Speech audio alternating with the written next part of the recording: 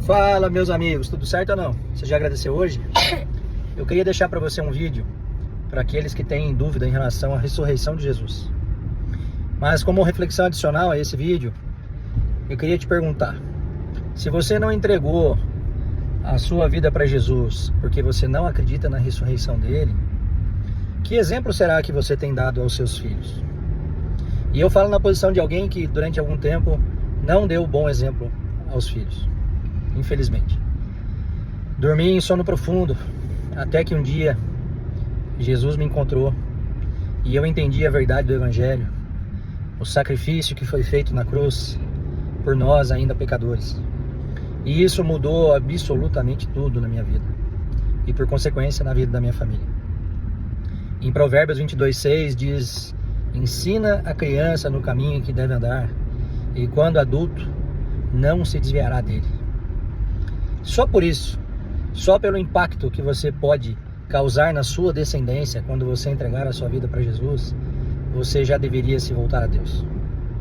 Pense sobre isso. Lembra-se sempre, Jesus vive, ele pensou. Gente, olha isso, ele surpreendeu a todos na faculdade quando falou da Bíblia e de Jesus. A Bíblia, para qualquer intelectual, é um livro impressionante.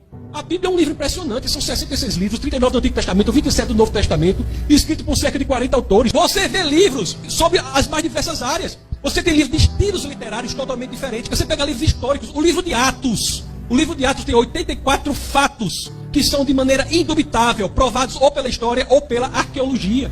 Você reúne esses 66 livros que foram escritos num período de 1500 anos.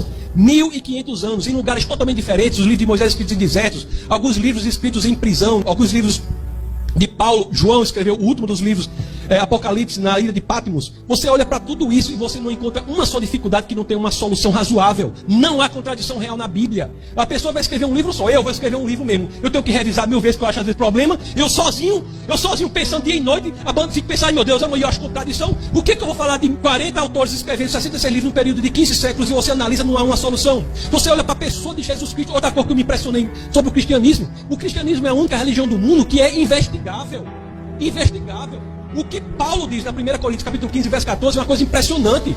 Paulo diz o seguinte: se Cristo não ressuscitou fisicamente, publicamente, isso tudo que a gente está falando aqui é vão. Isso é a frase em qualquer livro religioso mais corajosa que já existe.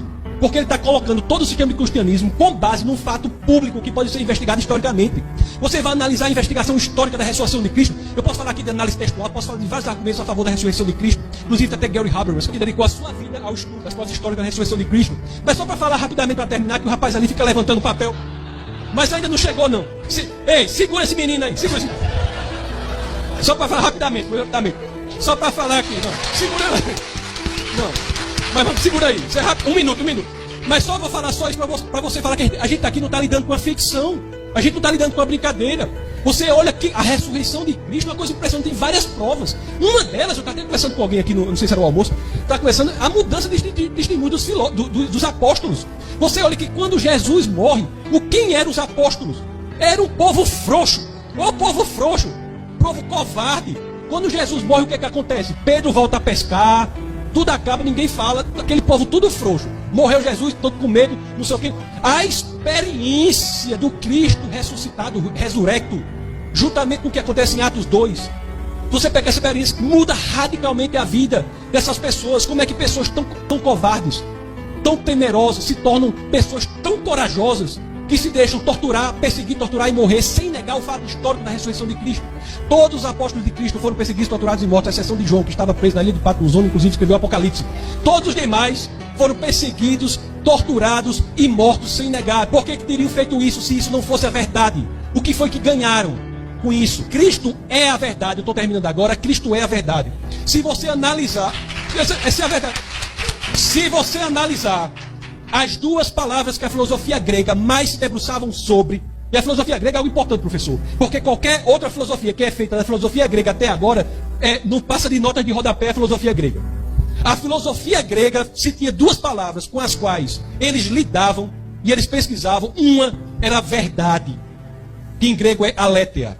A outra era o fundamento, a essência, a razão do mundo, que era Logos. Você vai para João 14,6, o que é que tem lá? Eu sou o caminho, a verdade e a vida. Ou seja, eu sou Rhodes, Aletheia, a verdade, e a vida Zoe. Eu sou a verdade. Ou seja, é a única pessoa que apenas não diz que sabe a verdade, mas diz que é a verdade. E nem os maiores críticos do cristianismo levantam a ideia de que ele era um lunático. Isso é impressionante.